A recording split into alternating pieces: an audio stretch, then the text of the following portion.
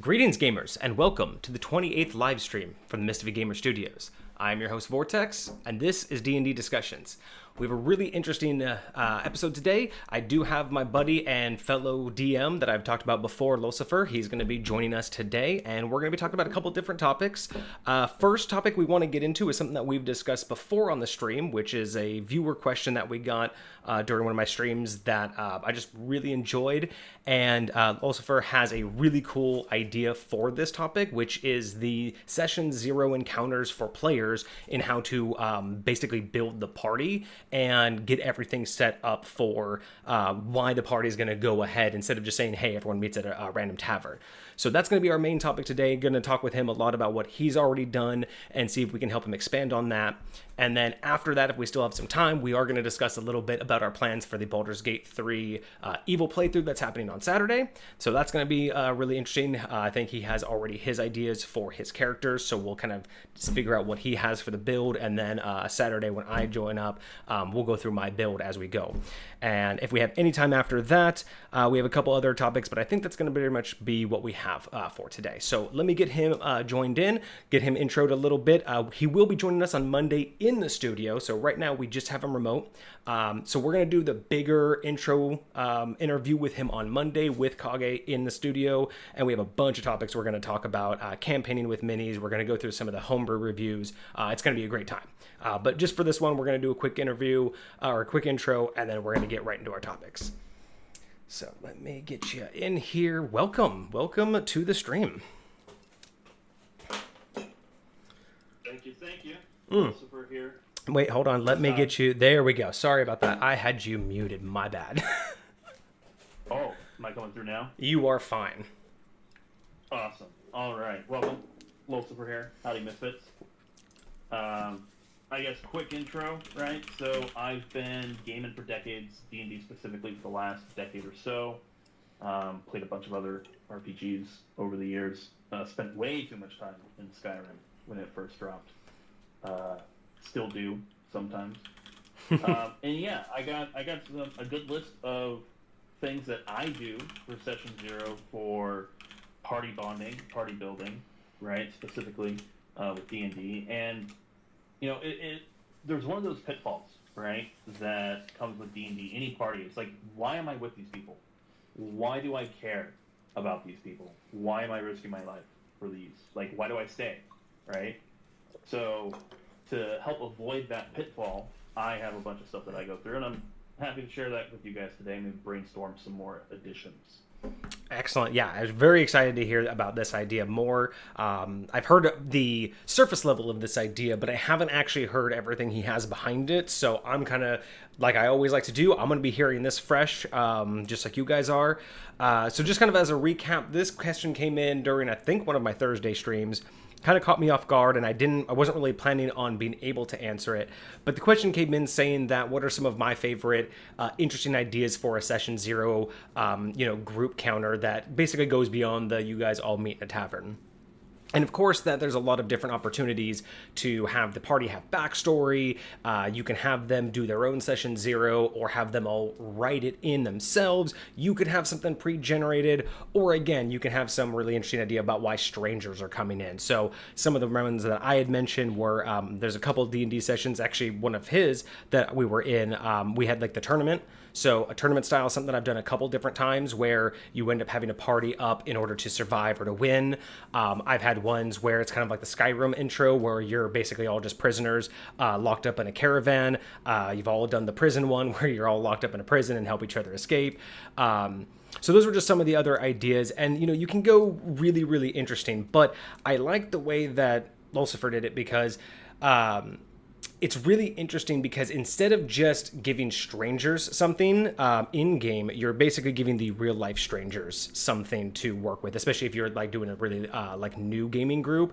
And that's what I really like on these ideas. So I'm going to let him kind of talk about how he prefaces his gaming group and how he got them all to party up. I really like the idea. And then when he's done, we'll kind of see if we can build upon that. Yeah, so the way that I typically start games, campaigns and whatnot, I like starting at level 3. Personally, I think level 1 and 2 are a little too boring. right? Most classes come into their full self at about level 3. Right? 100%. I So I agree. typically start to do level 3, and with that comes the assumption that you've leveled up to level 3 as a character, right? You're naturally going to have some adventuring backstory, right? Now, it's not going to be like, oh, I killed a dragon last week, right? Because that's not level appropriate, That's fair. right? I've always found it really But weird when some DM campaigns are like, you're at level 1, you're already a named adventurer, or you're already like so well known and you're a hero, and I'm like, but I can't fight one goblin at level 1, but I'm a hero to thousands. What? So I know yeah, I 100% agree with you. right? Level appropriate That's backstories. that's another reason why I like level 3, because there's a decent number of low CR monsters and creatures and whatnot that can fit that type of like level background, right? But at the same time, it also gives you the ability to have an assumed backstory of all the characters, all the players in that group, right? The party, assuming that they've been together for at least a couple of gigs, right? That's how I like to start it, right? You're an established party, you're level 3, you've done at least some gigs together. That's the background or the foundational rules that I come to the table with for these list of questions that I end up doing. So for session 0, after talking with people and explaining, making sure that they understand how their class works and all the mechanics and everything else, this is the party building session that I like to have. So the first question, I love opening with this question. You can pick any random person around the table, any player, and you ask them, hey, why does that guy, and you point 1 or 2 people to their, like, down the table from them, why does that guy owe you 5 or 10 gold?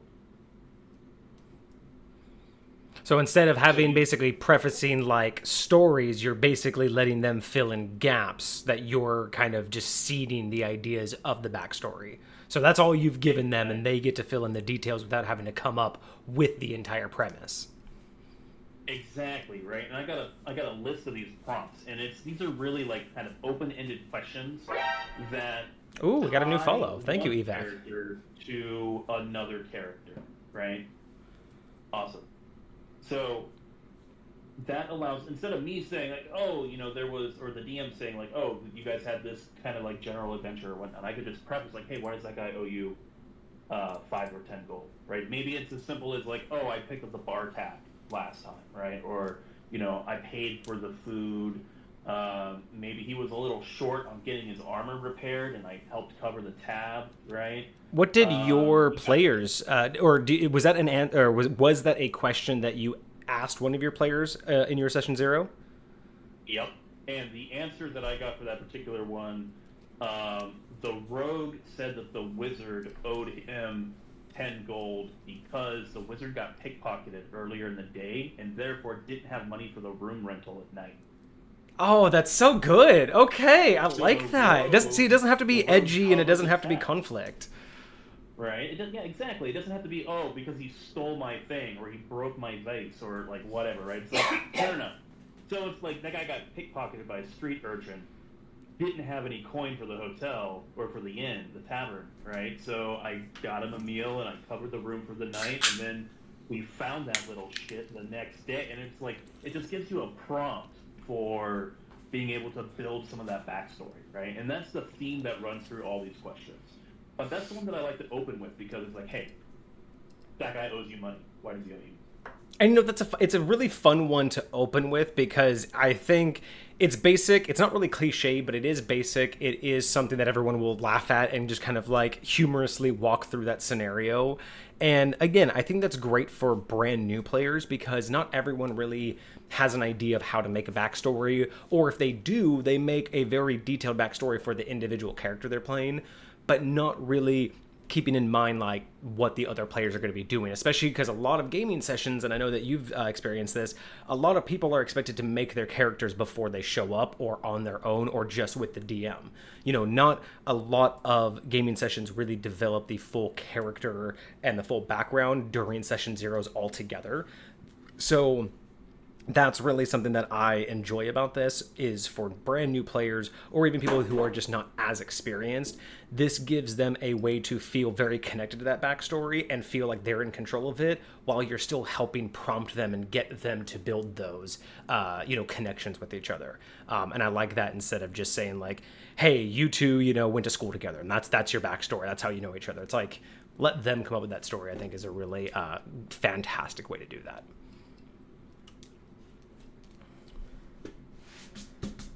Oh, did we lose video? I think we may have lost video. I think you are frozen, my friend. Yes. 1 second, everybody. But yeah, so this is a really fantastic idea for a Session Zero encounter. Again, just giving the players that opportunity to fuel their own imagination with smaller prompts. And again, you're not pushing them to hate each other. You're not pushing them into these cliche backgrounds. What you're really doing is building a foundation of normality of a party, right? So like that story, you could have said that the rogue stole from us, but Discord failed the performance check. Yes, it did. But, the idea that they can make it either more wholesome or more about camaraderie, those are the things that I really like about this. And so I know that he has a couple more questions that we want to go through, and then hopefully we can add some more to his list. Are you back? Do we have you? Yes, I'm back. Sorry. Excellent. Technical difficulties. Yes, Discord did fail its performance check. It failed me drastically. Oh, how dare. How dare. Well, you are back. So fantastic first question. So how many questions do you currently have? I currently have 12 or 13, depending on how you look at them. And do you normally, how many do you normally ask? Do you have like one per player? Do you ask just a normal amount until the party has a group thing going? How do you decide how many of those questions to ask? I have a policy that I do where I ask every player at the table at least 2 questions. Oh, 2 questions. Okay, so you could really... So right now, you almost go through all of them, especially with a party of 5 or 6. You're pretty much exhausting all of the questions. Yeah, I typically don't have a party bigger than 6. Okay. That's getting to be too many people to manage for the space that I have available. So 6 is really my upper limit, which is why there hasn't been too much pressure to expand this list beyond what I have here, because it's only when I have a full party, like a full party, that I actually get to go through all these questions. And on a Session Zero, too. I mean, unless you're, doing multiple campaigns with that party or picking up other gaming groups, you're not really going to be able to go through... you're not really going to have the issue of, hey, we've had these questions before. So I'm also curious, do any of the questions currently, or when you were asking the questions... Did any of the questions end up involving more than just 2 players? Or do any of the questions actively involve more than 2 players? So the questions might not actively include more than 2 players, but it has the opportunity to do so. So one of the questions that I have is, hey, describe when that party member got you out of the jam. And that's one of the questions that has oftentimes had people respond with something along the lines of, me and this other guy in the party went and, busted him out of jail. Or, nice. Something along those lines. So there's definite questions in here that are open-ended enough for a player to rope everybody in. Other players into the backstory. Excellent. We did have a question from chat. I do like this question too, so I'll let you answer first and then I'll answer. But Cosmic wants to know, how long does a normal or a typical gaming session last for you? For me, my current ones are scheduled at 3.5 hours, and that's just because that's the amount of time that I could have the office conference room available. That's right, because you game with your peers at work. Yes, I have a game going on at the office. And so Cosmic says that he plays currently in 2 different groups. One is 3 hours, the other is 4 hours, every second weekend in both. How often do you group up? So we try to do every other week, is the schedule that we try to keep. That being said, we're all managers in different departments, which means syncing up, having the availability on a weeknight might not always happen. Like, scheduling is the true big bad evil guy. Oh yeah, 100%. The schedule monster is the worst in any monster manual. I would say that the average for me The true average is about 3 hours. I mean, I've had as little as like half-hour gaming sessions where we're just metagaming or I'm just helping someone with a couple questions. And then there are other times where, I mean, I've had 8-9 hour gaming sessions. I mean, back in the day when I was really hardcore gaming, especially with my old gaming group, I mean, I swear we'd game for 3 days straight and I might get 8 hours of sleep the whole weekend. But, you know, that's just, that's how it used to be when I had all that time. Yeah, as for how often I get to game, nowadays it's I'm lucky if I can game once a month with somebody. But luckily, again, with the way that my world works and my realm works, that's not as much of an issue. Whereas, you know, when I'm with gaming groups and I'm actually trying to run them regularly, I prefer at least once a month, just to keep things fresh and in everyone's head, because anything after once a month, you're better off, in my opinion, doing one-shots. Or I would say once a month is like the outer limit of comfortableness, right? Yeah. Because people are busy. People got lives. Anything more than that, and you really have to be dedicated for like a stream or a podcast, and anything less than that, and it's just, that's life. But at the same time, it's really hard to keep a dedicated story going, especially if you have two or three. Especially when you're dealing with remembering details, right? Like, as a DM, I love to sprinkle in details and world lore and building and stuff like that, but it's not like, okay, now let me sit down and have this lore dump with you about this thing, and I'm going to spend like 5 minutes monologuing. I don't really like to do that. I like to, as the players organically encounter something that could have some lore or some background to it. There might be a role, there might be just a little snippet of information, and then, you know, after a few of those, sprinkled over a couple gaming sessions, now you could form a full picture. But if you're going 3-4 weeks between sessions, those details start to dull. Memories fade. People can't hold those little details in mind. So it's like, hey, remember this? And it's like, well, I remember something about that, but not really. And that happens when you have too long of a gap between gaming sessions. So yeah. If you can hit every other week, I think that's the sweet spot. Yeah, that's a great sweet spot if everyone has the time. Definitely once a month is ideal on the lower spectrum. But yeah, so let's go through. So that was one. So first question that you'd like to ask was, you know, why do they owe you money? Second one, what was the second one you said? Second one was, how did that guy get you out of a jam? Out of a jam. So was the answer that you gave, the example you gave, what your players gave, or how was that one answered? That one was actually the one that the players gave, because I asked, how did you get the rogue? Or basically, I asked the rogue, right? When did that guy get you out of a jam?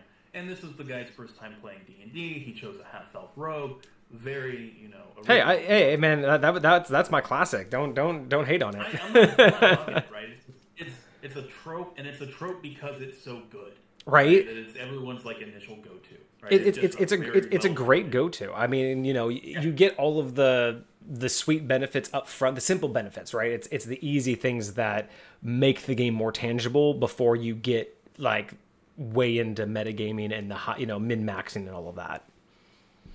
Cosmic says, what's your opinion on spur-of-the-moment homebrew action/activities during downtime? So one of his characters used his divination magic to condense magic into potion-sized flasks. The intent on using them as a form of arcane grenades. So essentially, he's saying that he had a player who wants to homebrew the idea that he could, instead of hold spells, like, because that's something that happens in High Point that I allow, is that you can learn the ability to essentially hold a spell, which is get to the point of right before you cast it, you can essentially trap it and command word it, so where you can kind of, you've spent the spell slot, but you're holding onto it as a reaction, and then at the point of decision, you can let it go, which is usually something very high mages have to learn, kind of like a ritual thing. But this is kind of more interesting, where he wants to condense his spells into throwable potions, which is interesting because that actually plays into Baldur's Gate and how they deal with potions, which is really interesting because they do area of effect, which is unique. So yeah, what is you know, I obviously for me, it's all I've talked to my chat about this.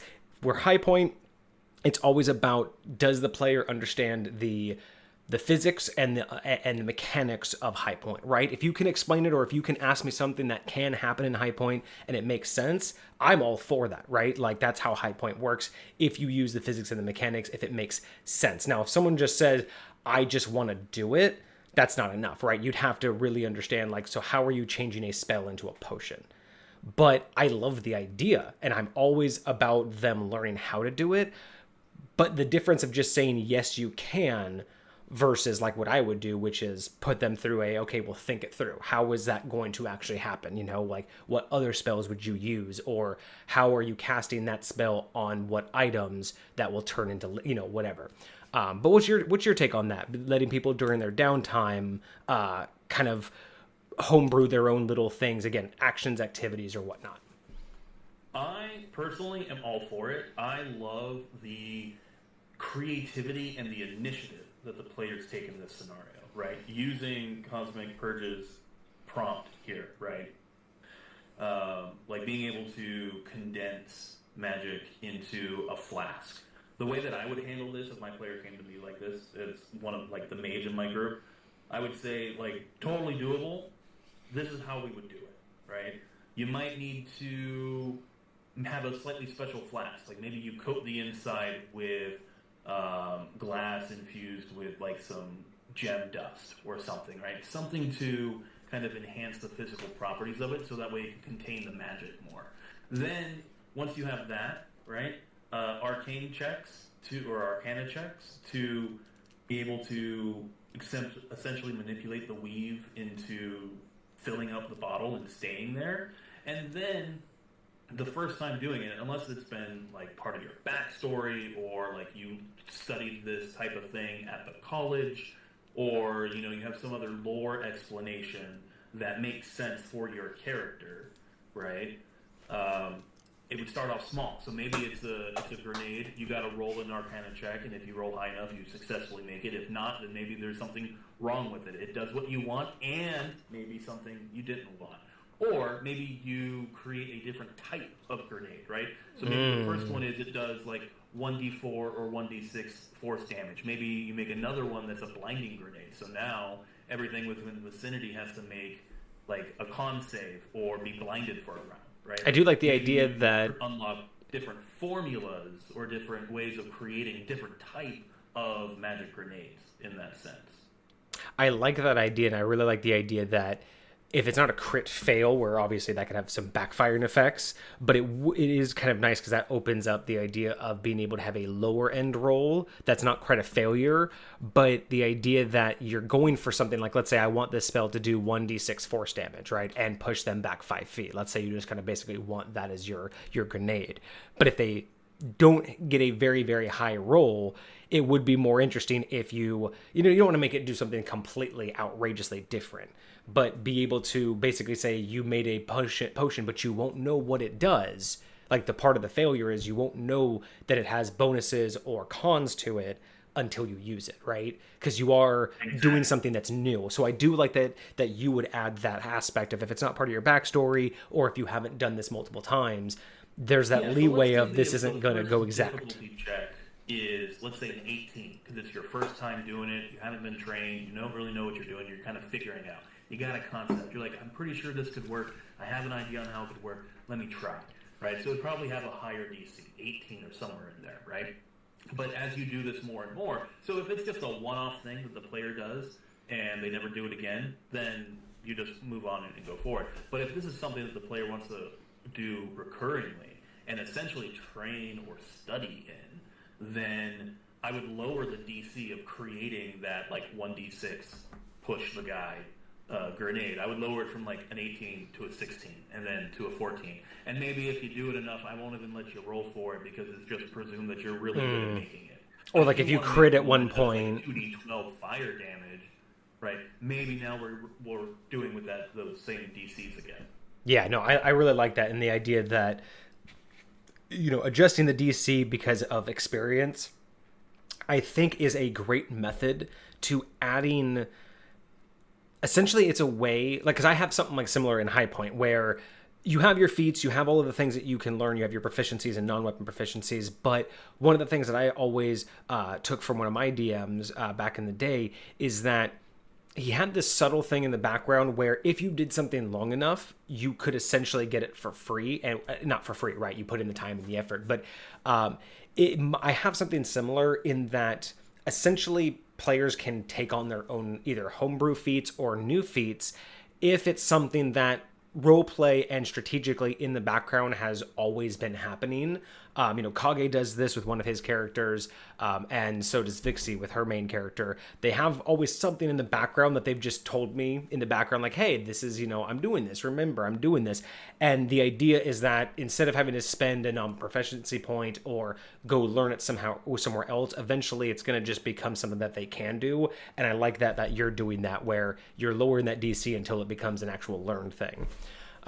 Cosmic also said, just to kind of wanted to clear this up, so what he had done was he actually cast the divination spell that foretold the incoming ambush.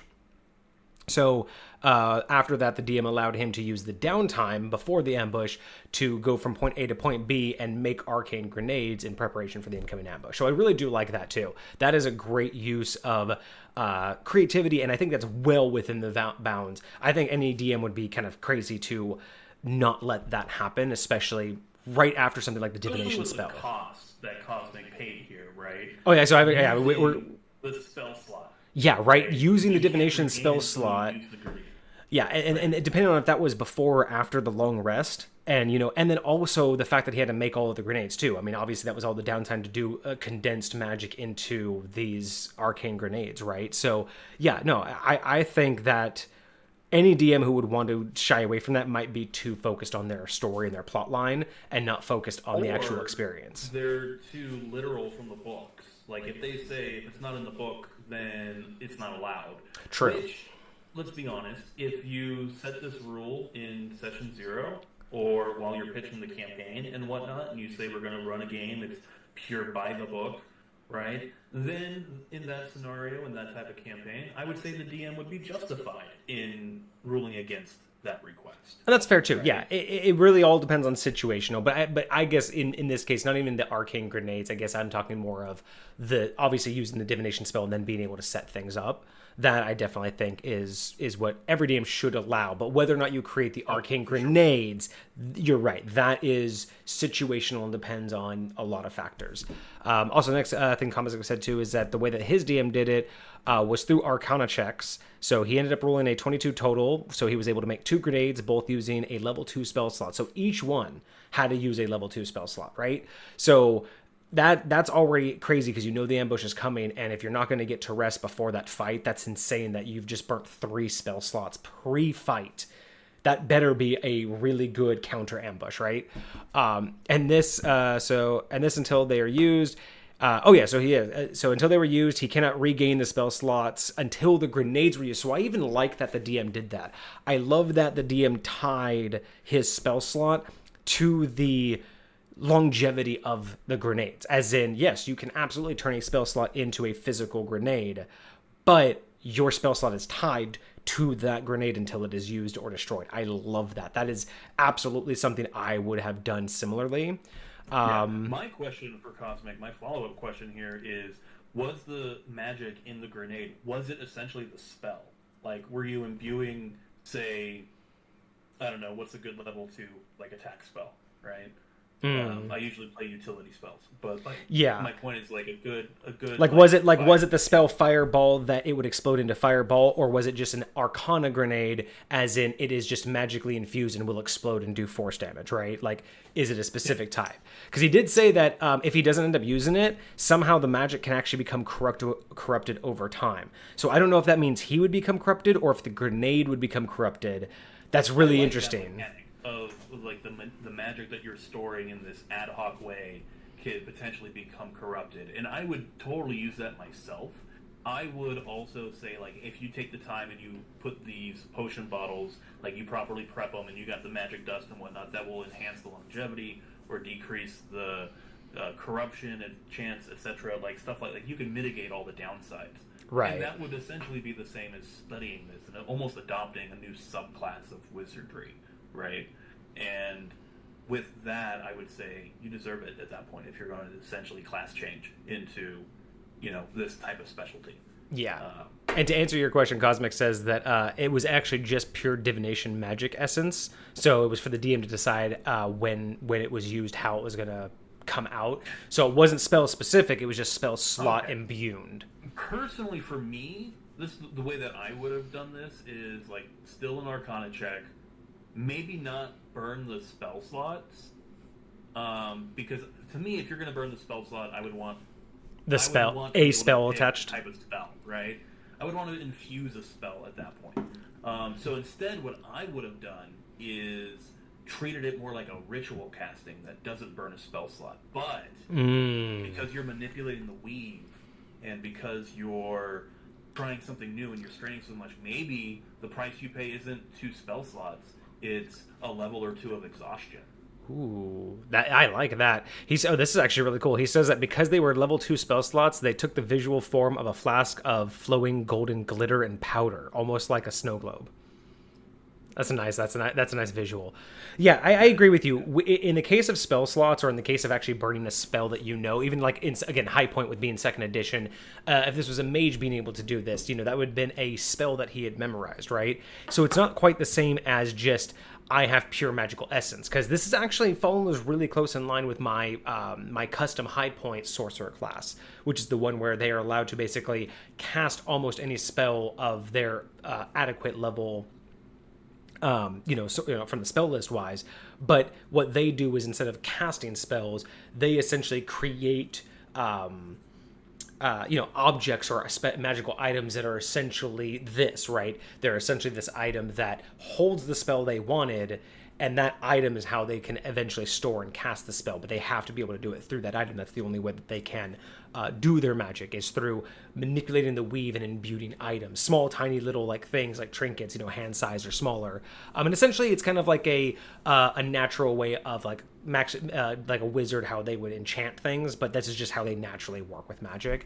So this is really in line with this, and my class has a feature where if they create the item, right, the sorcerer creates an item, if after 24 hours it isn't used, the magic will come back to the sorcerer, right? So you don't get more than what you have out, right? You can only have however much magic you could normally cast. That's how many items you can have out. Every 24 hours it'll be returned to you, or if you have it with you, you can just within 24 hours re-imbue it, and you don't have to recreate that object or find new stuff.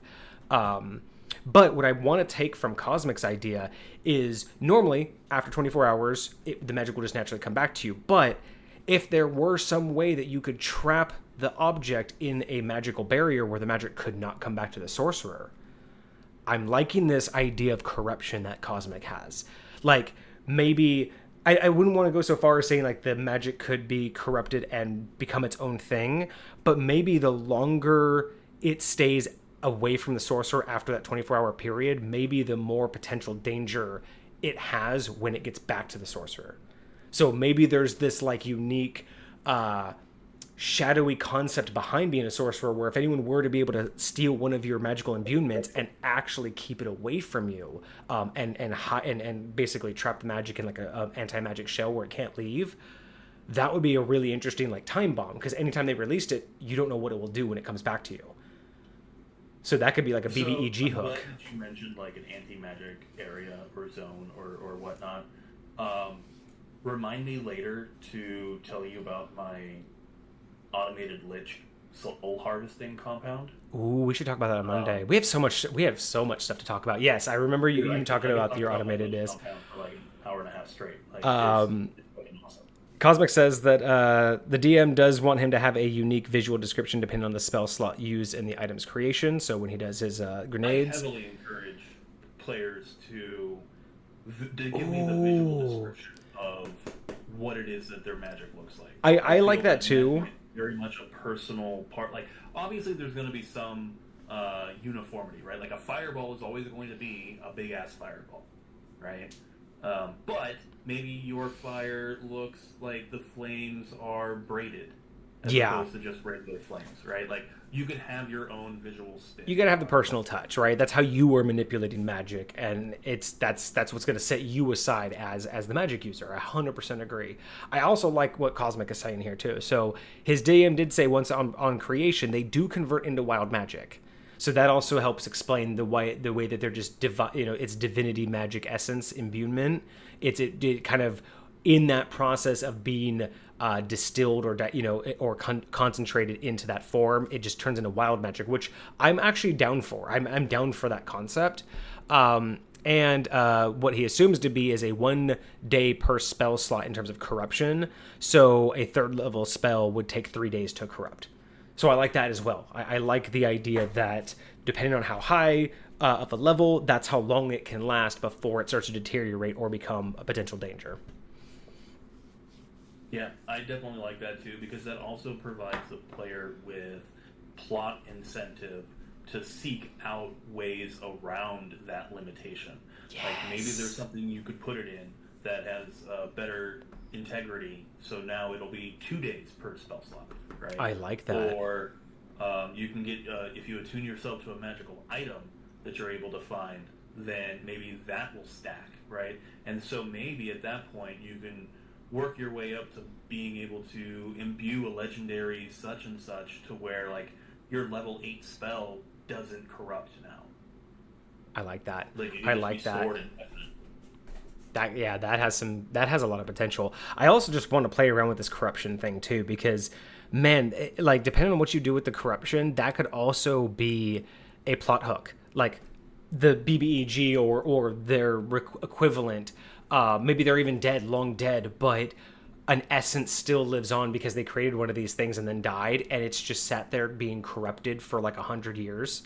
And it's just sitting there, and like, again, depending on what the corruption means, that could be a really interesting like artifact that's maybe like causing chaos somewhere because of its like chaotic aura because of this corruption, or maybe like it's like down in a drow underdark or something, and they're just like they think it's a source of magic. Here's an interesting question: would the corruption then be subjective? So, for instance, if it's being stored in, say, a Lolth temple, right? Would corruption take the form of daylight, which might be beneficial in other contexts? I think so. I like this idea. What I think that would do is the corruption should be, but it should be based off the caster then.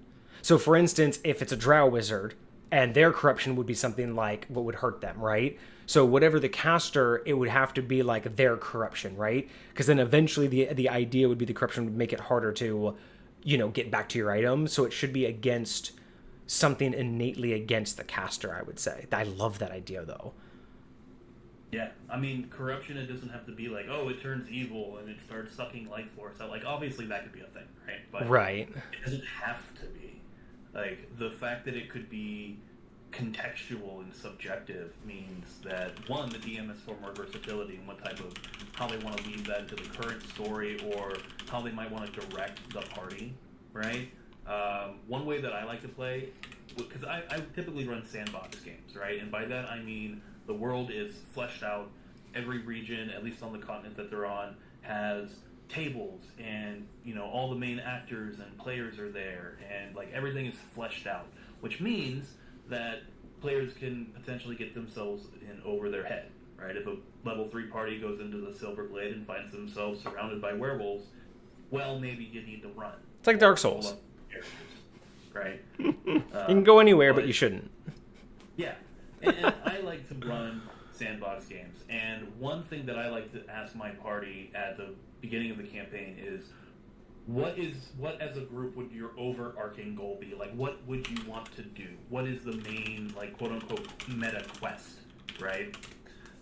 And for this latest party, they said invade hell, and it's like, cool, you guys are level 3, you're gonna have to figure out how to get there, how to do that, but like, I can guide you along this way. So with that North Star, right, of invade hell, when a player pulls something like this, right, perhaps I can use the versatility built into it with the subjective nature of things and help guide them towards something that would help them invade hell.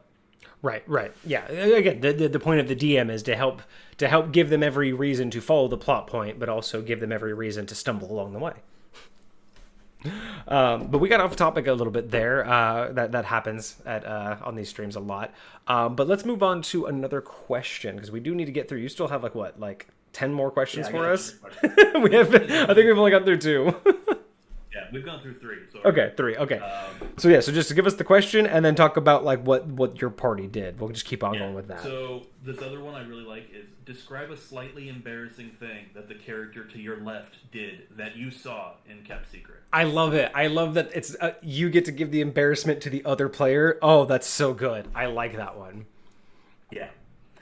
And again, it's like you kept it secret. So now this is a little bit of meta knowledge that the other players would have that the characters wouldn't, that they could then, should they choose, right, they might be able to bring that up or discover it or whatever in a later session. Like, say, the character you asked this to is getting drunk at a table and they let the beans spill, right?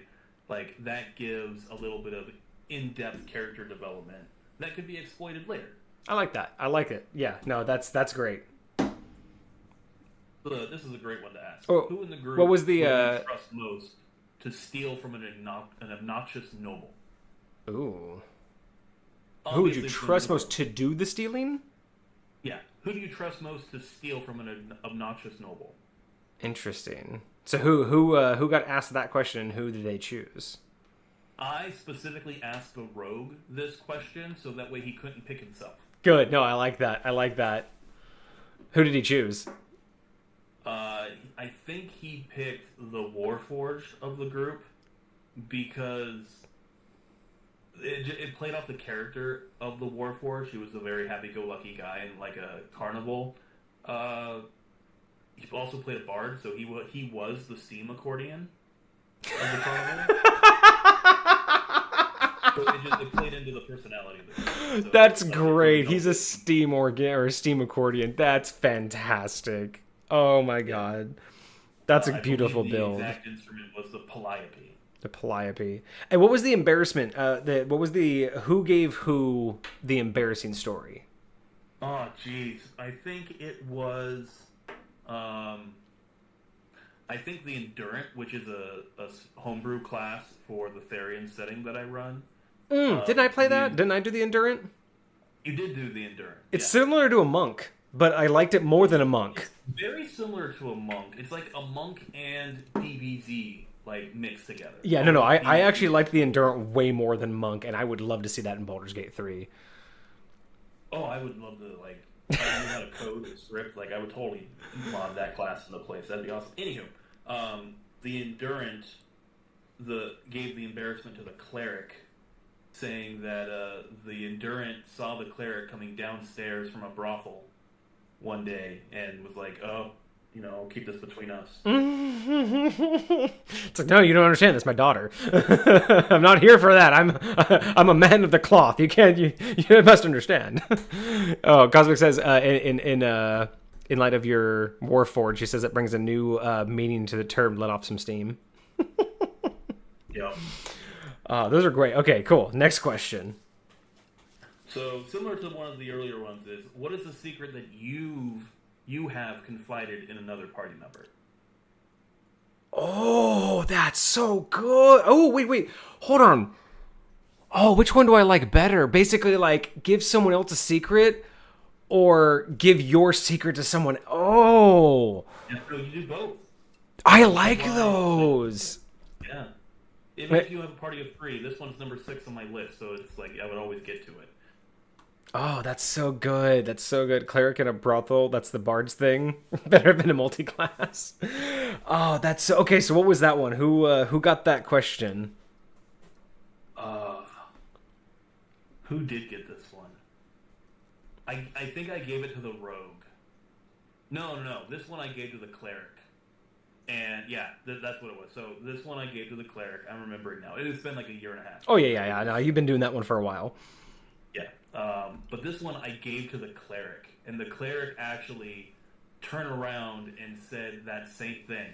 Like, the rogue saw me coming down, or the endurance saw me coming down from the brothel. He confided that in the wizard of the group.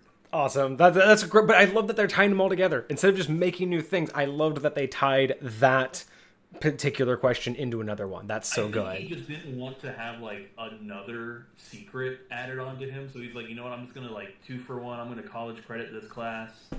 I think it's great. Yeah, just like he's like, haha, you thought you'd give me 2 secrets? I only have 1. Oh, that's so cool. Yeah, another one that I like to have, this one also is kind of generic, is describe a time when you got the character across from you out of a jam. Oh, across from you. Okay, so not even you don't even get to pick. That's just straight up like, nope, this is essentially random based on where you sat down. Interesting. Okay, so who ended up getting that one and who ended up being around them? Let's see, who did I ask? And where were they seated? The Bard, the Warforged Bard. Basically, this is how he said that he was introduced to the party. He was, due to lore reasons, he only had so much time left to live, and was kind of actively decaying, and was kind of picked up by this Carney group, and the wizard friend, or the wizard of the group, was able to help stabilize the deterioration and prolong his life. So he tied himself into the party by being like, this guy is the only reason why I'm alive still, so I'm just going to help him out and just help people out in general. He's a very like happy-go-lucky type of character. So like for the time that he had left. So the jam was literally dying, but was picked up by this wizard, happened to be at a circus, was able to infuse the steam organ and like really built it into the character origin, the character concept itself. Because Warforges typically aren't built in with a steam organ, right? They're meant for war, not entertaining carnival goers. Mm-hmm. So he used this prompt as a way to explain the unique character concept behind him, or like give a good origin story and tie in a party member. Right. Okay. That's great. I like that one. Your whole like gaming group seems really like creative, especially for like a new. I mean, well, because I don't think they're all new, right? A couple of them were previous gamers. When we did this session 0, it was a group of 5, and only one of them had ever played before. Interesting. However, everyone had worked together for at least a couple of years. But I mean, that's just that's so good. Like the way that they're using those questions, it's so good, and it's fascinating. Yeah, it's just really interesting that they did so well at building a unique group, a unique party. I really like this next question. Why is the character to your right not allowed back in that one shop in town? That one place, that one time, that one thing? Exactly. So this one is a little bit of an like double open-ended question, right? Because that one shop, okay, what's that one shop? Right, you have to define the shop, define what happened. I like that. That is, ooh. So what did we get? Actually, I had to step away real quick, but yeah, describe who got the question and what did they have. I'll be within earshot. I just got to step out the door real quick. This one, I'm pretty sure, ended up going to the rogue. And who were they sitting next to that night? Yeah, probably went to the cleric. I want to say is the cleric. And what did he have to say? This was like, I remember now. It was an ongoing joke. Basically, the cleric wasn't allowed back in the brothel because of that one thing. Basically, like it ended up being a bit of a running joke of the cleric is a little too enthusiastic at times. Was kind of happy that HR wasn't in the group because it started becoming not very much HR appropriate. Oh yeah, when you're at work, in work office environment, you have to be a little bit interesting, a little bit on Yeah, on you edge. missed that, Vortex. It was the cleric basically was the one not allowed back in that one shop, and it was the brothel. I love that. I love that they just kept tying everything back in. That's so great. It's because Dan, the cleric, was like kind of embarrassed about it. Like the first time around, he just kind of like reacted a little like he was obviously slightly embarrassed by it, right? So they just kept piling it on him, which was great. That's so good. I love it. I love it. How many more questions do we have? I'm on question 9. Okay, 9 and 12. Let's go. Yeah.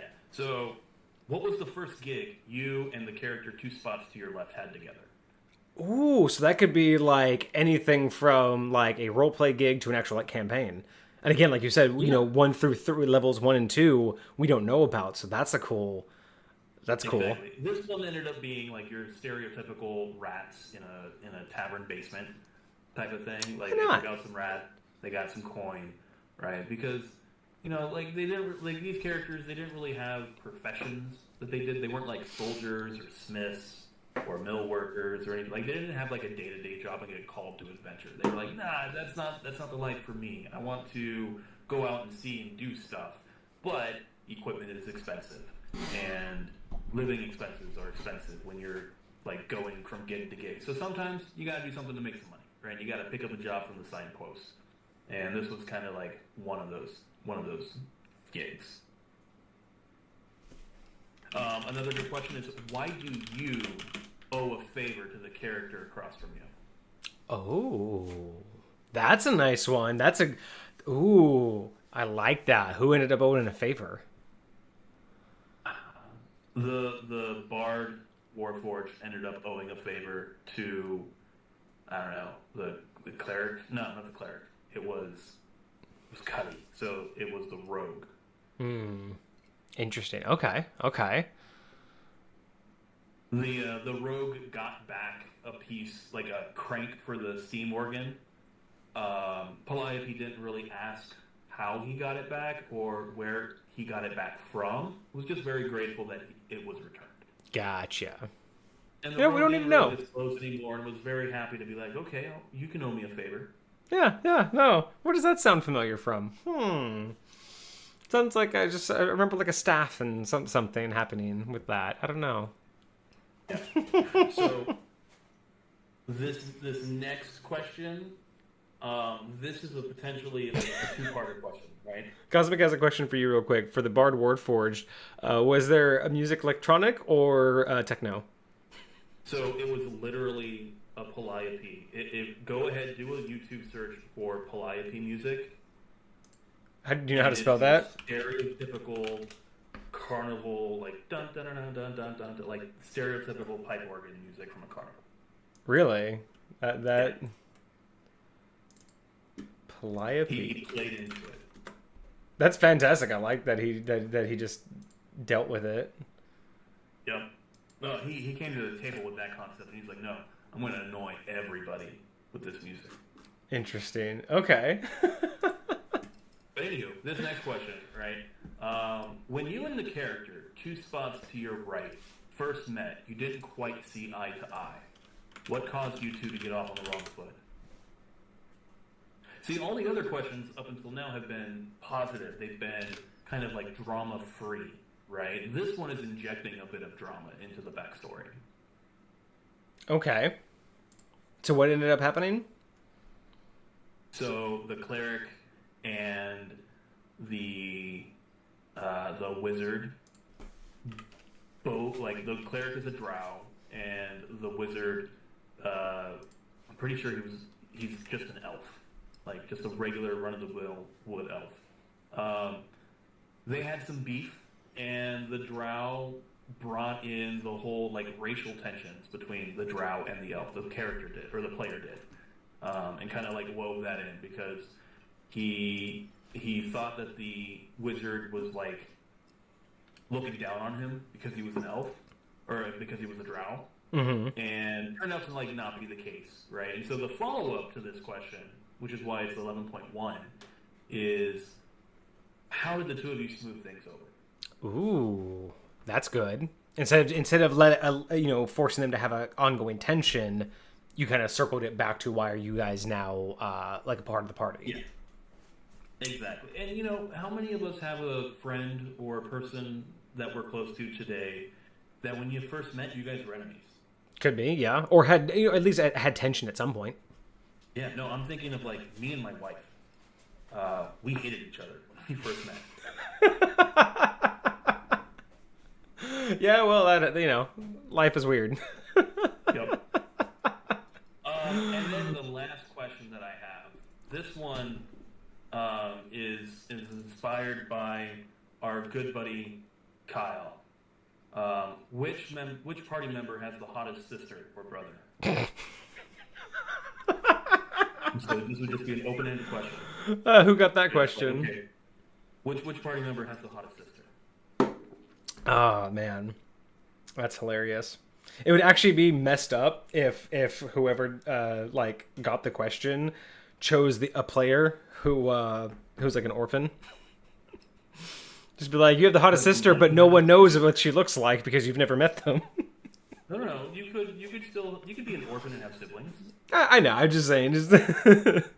Cosmic says, I bet the bards. That kind of injects a little bit of added flavor to whatever background the player chose, right? Yeah. Cosmic says that the bet the bard said he's an only child. So it's probably him. Yeah. Probably him. All right. So those are fascinating. I really like those. You can imagine, you sit around a table, you do a session 0, you're asking all these questions. You ask each player at least 2 of these questions, right? And maybe some more if you think of them off the top of your head in the moment, or if they come up and just start like spitballing questions, right? But this is an exercise that I love to do on a session 0 because once you go through this, your players are pretty much never going to hit the point of, like, why am I with this guy? Like, why am I with this party? Such and such is so immoral. This guy steals all the time. The wizard's trying to blow everything up. Why the fuck am I with these people? Why am I staying? What's in it for me? Right? Here's one for you. Through this exercise and you have all this bonding, right? You've made 2 bonds with other party members, and other party members have made bonds with you. So you've got like 3, 4, 5 bonds going across the entire table to the group, right? At this point, you've got bonds with pretty much everybody, or you're tangentially bonded to everybody at the very least. So you can do one too. I was thinking about like more of these questions. You could do things like who's giving you a gift, or like what gift do you currently have from one of the players. But as a more kind of like interesting highlight, I would almost go so far as to ask, what do you have from another one of the players that they don't know you still hold on to? So more like a sentimental question of like, Rogue, why do you what do you hold on to sentimentally from the cleric that he doesn't know you still have? So it's that like, it could become that thing where like maybe the rogue goes down and the cleric has to go heal him, and it's like a necklace, and he's like, as you go to heal him, you see the necklace fall out. Or like maybe they're having tension and he's like, I'm gonna let him die, and then you're like, but you see the thing, and then it's like tie that back in. But I like that idea of like, what sentimental item are you kind of holding back or keeping secret that you don't want him to know you're actually still holding on to, or like what personal item did you give and which character did you give it to? So maybe you gave up something. Thing too with that is it allows the player to have this moment of like, oh yeah, I remember that from like 8 sessions ago. Mm-hmm. Right? It allows you as the DM to sprinkle something in early on in the campaign that comes around later, and even if you're like ad-libbing 98% of the stuff that you're doing as a DM and you're just fucking playing it by ear, if you sprinkle in a couple things like that, your players are going to look at you like, you mastermind motherfucker. You about this entire goddamn thing. Oh yeah, right? It's great. If you're able to put a long strand connection like that, you end up looking like a fucking game master with putting in very little effort. I like that. Oh, here's a random one. If you want to spice things up, who are you secretly related to? Ooh, like in the party? Yeah. And you can select, it could be two sides. Who are you secretly related to that you don't know, or who are you secretly related to that only you know? Like basically the bard knows he's secretly related to the cleric, or the bard gets to choose that he's related to the cleric, but the cleric, you know what I mean? Like you basically get to choose who knows it, but it's a secret only one way. So that would be really interesting. Um, Oh, here's a random one if you really want to, like, I mean, this would might be a little bit too much metagaming this early on, but it would be really funny. You can even hide it. You could just select someone and say, hey, you, pick a player. And then you never say anything ever again. But the question is, who is related to the BBEG? Ooh, I love that concept of you have questions like on the backside of your DM screen that you only give the players like the first bit of like pick this person, like pick a person. I got it. I got it. This is a specialty one based off of a backstory. It would have to be very specific. Like someone has like a bad backstory or a mysterious backstory or some kind of mystery they're trying to solve. One of the stories is that like you say, hey, you pick someone, and then they pick someone, right? And it's a question they don't know. But again, what you're deciding is what character currently, like let's say someone's parents mysteriously disappeared and they're searching for them. What character currently holds like a note written by your mom? Or just like it's a clue that you're basically like is gonna maybe cause some tension later, like, hey, why do you have that? Like, you know, I've been looking for them my whole life, and then you've come to find out it's like an invitation that they received to something, and then that could be a plot point. But those like another way to pick people instead of like, hey, pick a person. This is what I like doing. I like making players roll for things. Mm-hmm. And so it's like if you assign, let's say you got 5 players, right? You assign them a number 1 through 5, and then you say, hey, you wizard, roll a d6, re-roll on a 6. Right. Yeah, and then it just picks whatever player that is at random. So then, right, the player, like you can still blame the player, like, oh, you know, the wizard is the one that pick the cleric to do this, like to be the related to the big bad evil guy. But you could also, by having the player roll for it, they could deflect and go, no, it wasn't me, right? It was the dice gods. Yeah, right. No, these are great. I am so down for this concept of helping people build a backstory, because I'm always about, for me, you know, I mean, you've experienced it. When I help people create a character in my world, I not so much require them to come up with all the details, but I do lean on them in terms of what do they want, right? Like, what type of character are you looking to build, and what factors are going to matter to the player? Because, you know, depending on what they give me, it's either going to tell me that they're just inexperienced, or it's going to tell me what interests they have in story building, right? And what I can actually pull out of that. But when you're doing a larger campaigning group and you really want to set it, you want to set the precedent early that this is a group to be trusted, this is a group of friends, this is a group. You don't want to, so unless the storyline leads to it by actual virtue of the campaign, you really don't want to have any seeds of doubt unless that's the kind of world you want to run in, right? You really don't want, again, that fallout of, well, why am I even doing this? Or I don't really like that character, and or the I'm just playing my character and my character doesn't like his, you know, character. And it's like, I like that you're kind of just getting over that. So you have those reasons and you have things to play off of. So you're not just saying, well, we're a party, but like, let's just accept it. You're giving the reasons, but you're also giving things to play off of, instead of, well, you have all been adventuring forever, so you're just already a party. Like, this is so much more interesting, so much more fascinating to really dig it in, and then let them have those fun. I mean, again, your team, your gaming group is such a good example of this, because they played off of the other questions that were being asked, they played off of each other, and it sounds like they had so much fun with it. Oh yeah, like our session 0, it wasn't just this exercise. This obviously dominated a good chunk of it, but yeah, this is like the gameplay aspect. This was for session 0, the actual like gaming, right? The rest of session 0 was like administrative and setting down house rules and going over the setting and like doing an introduction to the game. But like the actual gameplay that the players had to have, because let's be honest, D&D is a collaborative storytelling game, right? That's what it is. It's collaborative storytelling with some dice rolls built in to give some ambiguity and some randomness, and kind of mimic or represent the chaos of the world. Mm-hmm.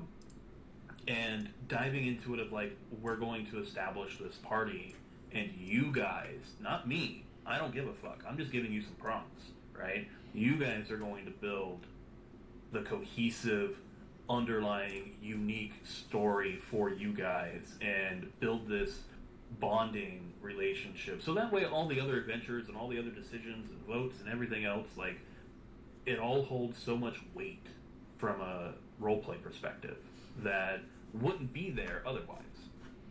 Yeah. And like you said, it gets over the hurdle, or it avoids the pitfall of, why am I here? Why am I dealing with these guys? Why do I fucking care? What's in it for me? Why am I doing it? Like, that's what my character would do. Like, once you establish this type of stuff, well, I should say, it's what my character would do in the negative sense, right? Yes. You do want to play true to the character, but if you're just using it as an excuse to be obnoxious, then, stop that. Yeah. But, like, it helps avoid those pitfalls and make for a more cohesive party, and honestly, it sets the foundation for a funner game. Mm-hmm. I think so too. Yeah, no, that's fantastic. I think this would be, I mean, again, we're going to have so much to talk about on Monday. I might change the topic from minis, because that was just kind of one of the spurred topics, but we have obviously so much that we're have a chance to, and I would love to see what Kage has too, because we discussed the session 0 ideas with him, but I would really like to see what kind of questions that he would dive into. So maybe on Monday we can do like a rapid fire version of this, where instead of going through all of the scenarios, you just kind of rapid fire the questions, so he kind of gets on the base where we are, and then we can start to maybe do more brainstorming, because that's, yeah, I really like these questions, and I think that these are this is a great idea for any DM to take on, regardless of the type of gaming that you do or the type of gaming group you have. At any level, veteran gamers or brand new gamers, this is a fantastic way to build a party cohesion really early on.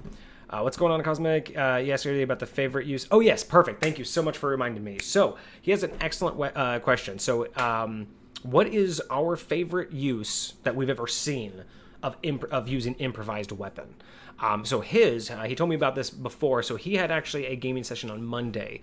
So they were fighting a gargoyle. I think they were fighting 2 gargoyles, and they were in a dungeon, and there was a cage hanging from the ceiling on a chain, and he was able to get up there, start to swing it, and use it as a battering ram or as a wrecking ball, not only to attack the gargoyles, but to smash down the door that they were trying to get through that was locked, that was causing the encounter. So he used it as a wrecking ball to straight go through the wall and the gargoyle. And I'm like, that now normally I wouldn't consider that improvised weapon in the mechanical sense, but it absolutely falls. No. When I hear improvised weapon, I think of like picking something up and wielding it like a weapon. But that's just because that's where I first go in terms of like the mechanical D&D sense of improvised weapon. But the fact of just in the moment seeing that opportunity and using it, I love it. I love being able to use the scenery and the setting to your advantage instead of just what you have currently built. Oh yeah, definitely a huge fan of using the environment and your surroundings to your benefit and in creative ways, and this might be getting ahead of topic or whatnot, but that's one thing that Baldur's Gate does pretty well that I'm happy with so far, is like how much you can use the environment and everything else. I just never find it does enough damage. I just think it's so cool that you can use anything as a weapon, but it just doesn't do enough damage. Okay, but yeah, so what is your favorite? What is your favorite that you've ever done or seen a player do for improvised weapon? I ran like a 4-shot. It was a 1-shot that, let's be honest, they're never actually 1-shots. So it was a 4-shot, and the best improvised weapon, this one player, he just wanted to use a potato. That's all he had, a bag of potatoes, and that was his weapon. He would throw them, he would smash them in people's face to blind them with mashed potatoes, and like he just kept using potato. I mean, why not? I mean, if it works, right? I'm trying to think of like what have I ever used? Like I've done some crazy stuff in the moment, but I never really think. It's like it was literally always in the moment. So it's like You've what? probably used a chair and smashed it over someone in a tavern Oh brawl, yeah. or you frisbee disc a serving tray at someone and Well, it's smack like them in the throat. I've used my like my characters. I'll be in a like when we're fighting and I'll be in like a tree or something. I'll like use a branch to like jump down and actually like let go and have it swing at somebody. Like I've done that before. That's an improvise. I guess that's like more like an improvised weapon. I've done things where it's like wrap a rope around someone and then like tie it to something heavy and push it out a window. I've done that. That's always fun. One of my favorites was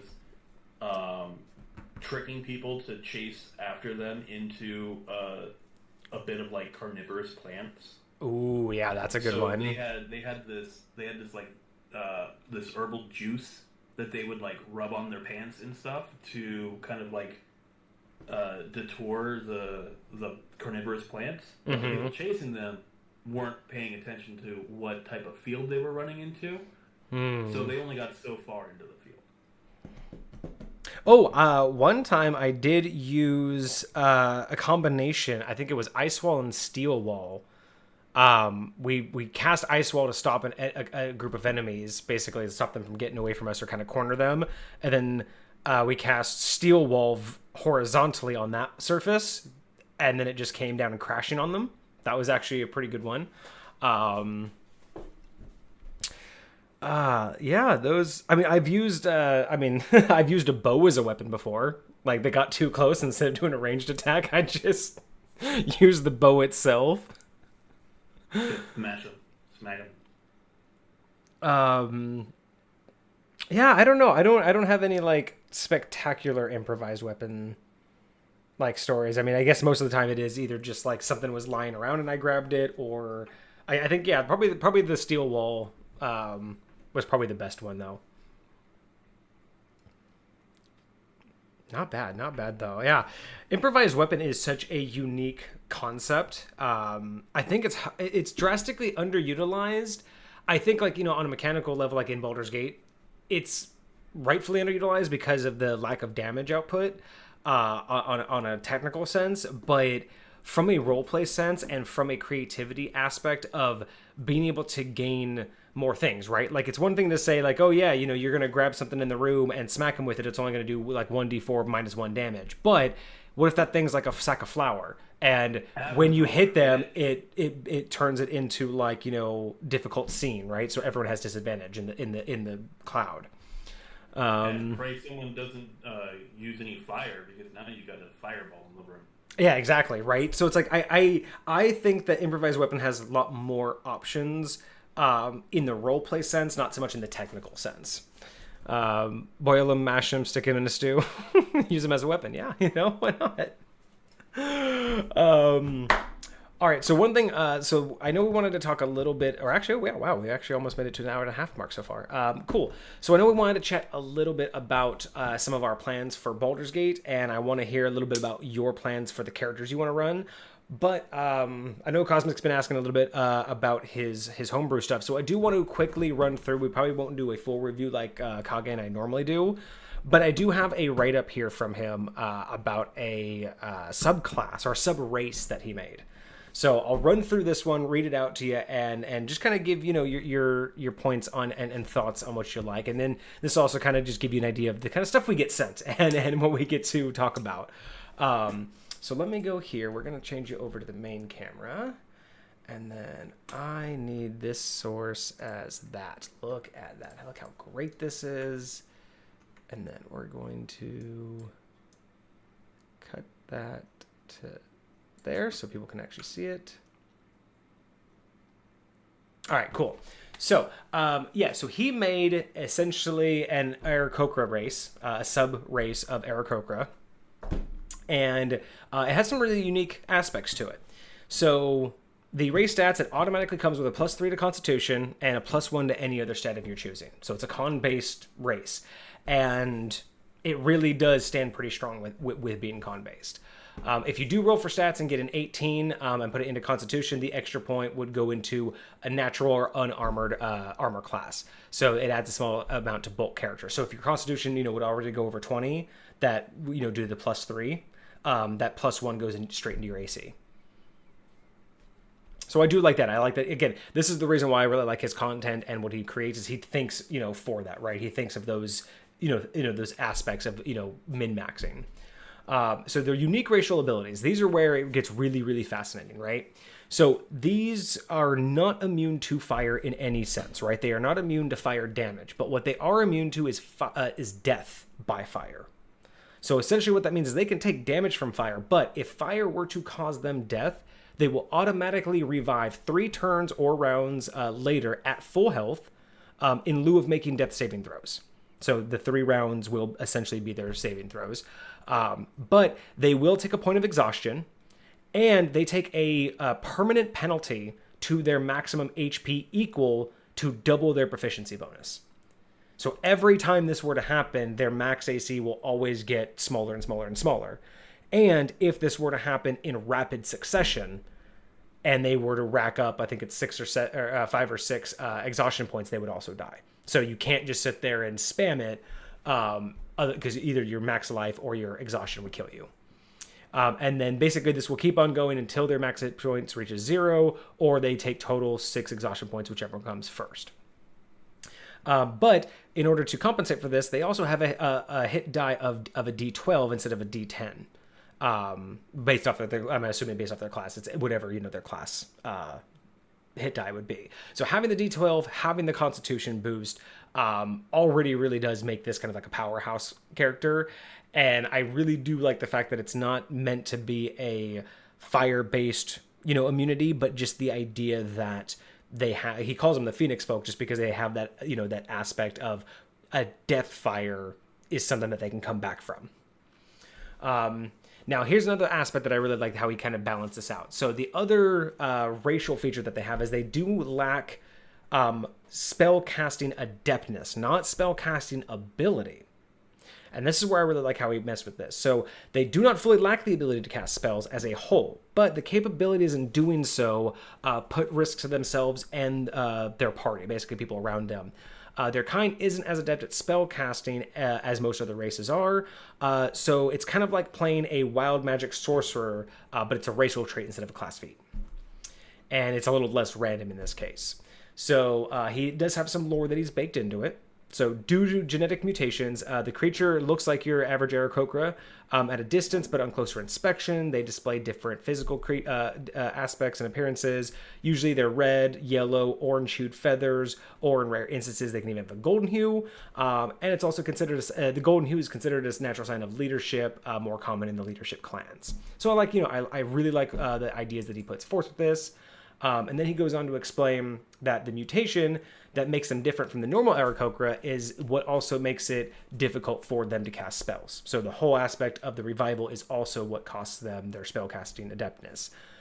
Doing so runs the risk of the spell backfiring on the caster and possibly their allies. So this is the issue that they have. Every time they cast a spell, it potentially backfires on them. Yeah, so this is, specifically for genetic mutation, and that genetic mutation comes from the fact that a couple hundred years ago, or hundreds of years ago, around the 45th, or between 50, oh my gosh, I can say numbers, I promise, 54th century and the 96th generation of the Phoenix Folks history records, it was thought that there was a legendary spellcaster among their kind, and according to the records, the spellcaster never backfired one spell. Out of all the spells they ever cast, it never once backfired. He was named the Magician of the Icy Flame, and the historic records lack specifics on how he got the title, but it's assumed that his flames burned a different color than normal fire.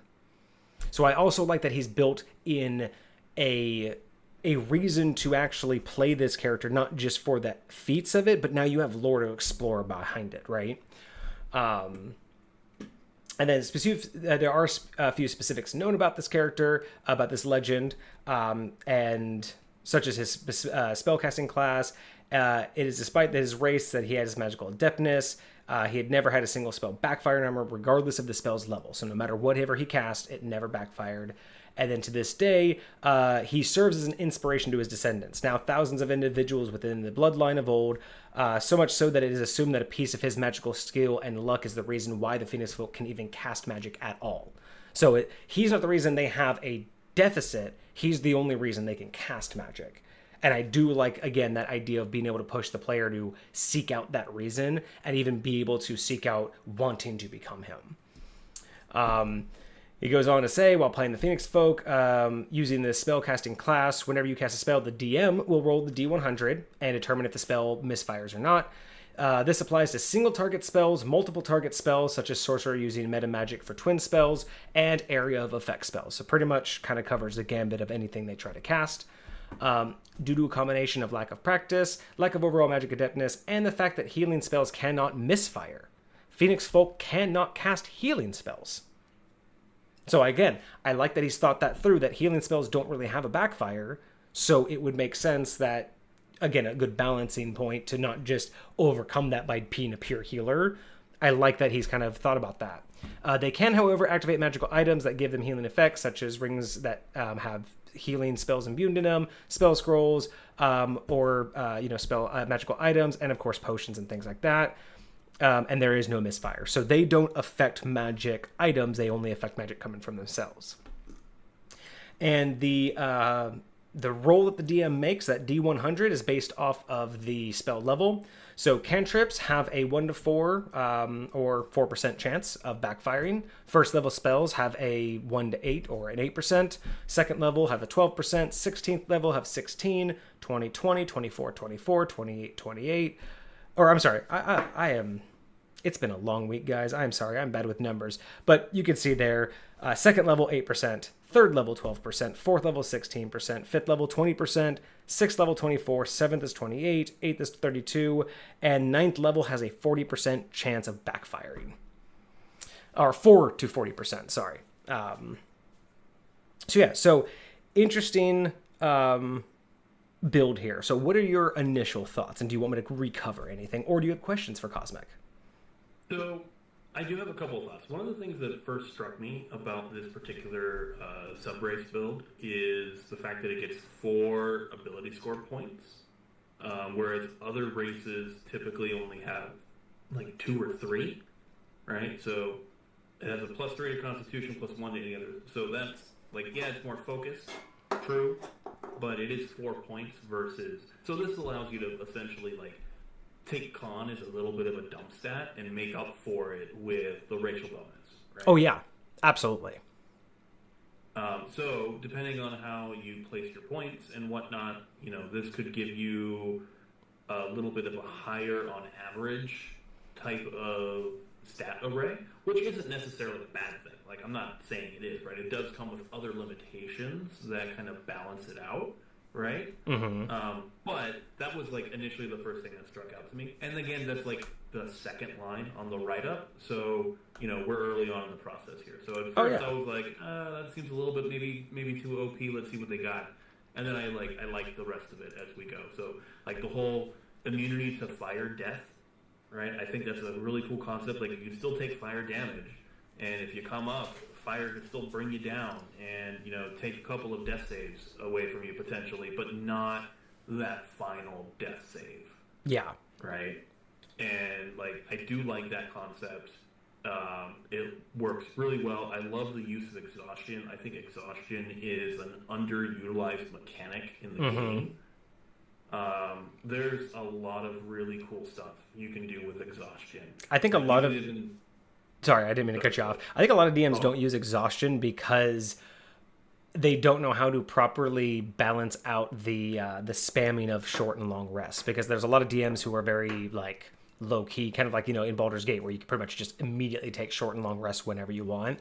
I know a lot of DMs are very chill with that, or at least they think that the game is designed to be that easy. And, but gaming with me, I go based off the storyline, right? Just because you just stopped fighting doesn't mean you just get to pack up camp and then, rest it all away. But yeah, so having that, I think, is reasons why people don't use exhaustion as much, is because they feel like it doesn't stack, right? It doesn't stack as heartily against the player. So I think a lot of DMs are just like, what's the point, right? If it takes 3 exhaustion. About this write up is the lore behind it, right? So you have this essentially uber Aarakocra that was able, like, never had a backfire, and so maybe the lore as known, because there's a big difference between lore as known and lore as reality. Right. So maybe this guy, like, he never backfired, right? He never had a misfire on his spells. Well, maybe, unbeknownst to the vast majority of people, this guy had a magical item or something that was... Dude, that's the exact same example that I gave. I swear, that's the exact same example I gave. I kind of was joking about it, but saying, like, yeah, you could do, like, you know, where he was honestly just the legend, but what if it turns out that he just, like, only ever used magical items and just, like, played it off as, like, his own magic? But he did use his own magic, but found something that would either, like, absorb the misfire or would correct for the misfire, right? Like, if it's a 40% chance for a 9th level spell, if he managed to find it attuned to some sort of legendary item that said, which mechanically, like, meta knowledge wise, would essentially say, reduce your chance of backfire by 40%. Oh, right, yeah, you basically would cover it. Right, and that gives you a plot hook for this type of character, right? To be like, maybe they discover something, like some weirdness in an ancient tome that alludes to something, or they put it together, like, every time this guy's depicted, he's always holding this thing in his left hand. Oh, that would be such a... right? That would be such a good way to do it, is put it in pictures and just wait for the players to put it together. Like, you just always give that little, you know, that little tiny detail. Like, you know, you see him there, this time he's dressed in this, but there's his sash. And then, you know, this time you see him dressed in his war, you know, outfit with all his armor. Of course, his sash is draped across him. And then eventually you're just like, wait a second. He's always depicted with the sash, and then you're like, what is that? And then I love that idea of putting that into the lore, but it's in the background that no one talks about. Yeah, it's just you there. Could also have it be to where every time that character sees a depiction of this guy with the sash, right, they roll a check, and you don't tell them what it is. You're like, just roll a d20, right? Right. And eventually, if they roll high enough, you can tell them, hey, your character just had this thought, and then you can deliver to them that. I like using that for wisdom. I do that a lot. I do wisdom checks, and essentially I kind of treat that as memory checks. Because wisdom, it's always hard to, like, if someone wants to remember something, I'll usually use intelligence because you're, like, searching for the information that you know. Whereas I like to use wisdom instead of perception for things, because perception is like what you see. Because you're connecting the dots. Exactly, and that's the idea. Is it's also an inspiration. I like the idea that wisdom is like, you know, you're muddling things in the back of your head, and your mind's like, hey, look what I just discovered. Whereas intelligence for things like, hey, I remember I met this guy last year. What was he wearing? That's intelligence. You're trying to piece together what you know. I like using, you know, wisdom as you've been inspired by your own mind, kind of like a memory check. Yeah, another great concept for, like, a magical item, like a legendary or a divine, is Cosmic was saying, right? Like, a really high rarity. Another type of, like, homebrew mechanic that I like to utilize is, you know, the attunement slots. So maybe the sash, right? It takes 2 attunement slots to attune to it. Are there is there a certain number of attunement slots, or are you saying assign a number of attunement slots?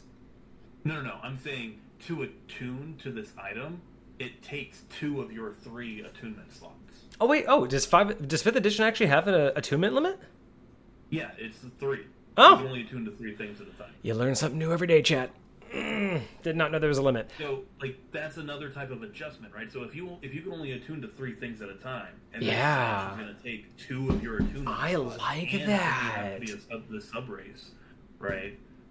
I got to step out again. No, that's a fantastic idea. Do you want to see any other part of this specifically to comment on while I'm out? I'll just be gone for like a minute. I'll just continue commenting on it. All right, yeah, I'll leave it up right there. I'll be right back. Yeah. So, yeah, I love the spell backfire percentage of increasing as the spell slot level increases. I would also toy with possible ways of negating that as well that the character could do. So, for instance, right, third level spell slot has a 12% chance. Maybe you really, really want this. You need this third level spell to go off. If you burn 2 spell slots to cast the spell instead of just the one, maybe you can negate or heavily reduce the backfire percentage. This could represent your character being like taking their time, being more methodical and more precise with their casting, right? That's another potential way, creativity-wise, that I would allow a player to, like, in the moment, kind of take away some of these penalties by utilizing the resources that they have. Ooh, Cosmic says his DM has attunement slots tied to proficiency points. If your proficiency bonus is a +4, the player has 4 slots. That's nice. I kind of like that that homebrew, especially if you're playing with a higher magic setting. My setting in Theria is naturally a lower magic setting, so I probably wouldn't implement that particular homebrew rule. But I do like that because, you know, when you start out the game, you only have 2 attunement slots now, right? So in earlier tiers of the game, you have fewer than the default attunement slots. In later tiers, you have more than the default attunement slots. So overall, up until like level 9 or 12, somewhere in there, it probably balances out. Yeah. You know, over the course of small to large. But one thing you might have missed was for this like backfire percentage, right? So say you're doing a 4th level spell that has a 16% chance of failure, but you really fucking need this to go off. You can't have it backfire. Maybe you burn 2 spell slots to cast it to reduce or mitigate. So for every for every upcast you reduce the or not upcast, but it's kind of like upcasting, but specifically to reduce the penalty. Yeah, exactly, right. But so instead of burning 1 4th level slot or so, you burn 2. And this could be represented by your character being more methodical or precise, taking their time with the casting, that sort of thing. I also am a big fan of exhaustion as well. Maybe you burn a spell slot and you take a level of exhaustion, and therefore you don't have the backfire because you're putting more of your personal essence into it, right? You're still paying a price as a player. You're still burning a resource and taking on this additional resource that's a negative, right? In the shape of exhaustion, in the form of exhaustion, right? Right. So I like what Cosmic saying here. He says that his character actually has a +5 to his proficiency bonus because where everyone else has a +4 because he has his character is actually attuned to the Ion Stone of Mastery. So I like that basically. So he attuned to an item that gave him an additional attunement slot. So it's basically a freebie. Because if he had 4 and it gives him 1, but it's also using 1. Proficiency bonus, so all of your attacks, right, yeah, are still better. Oh no, I'm just saying in terms of the attunement slot. I just like that particular attunement is basically a freebie. That's a good way to do it. When you plug something into the wall and it has that extra plug. Yep. Exactly. It's a freebie. All right. So cool. We'll bring us back to here. Okay.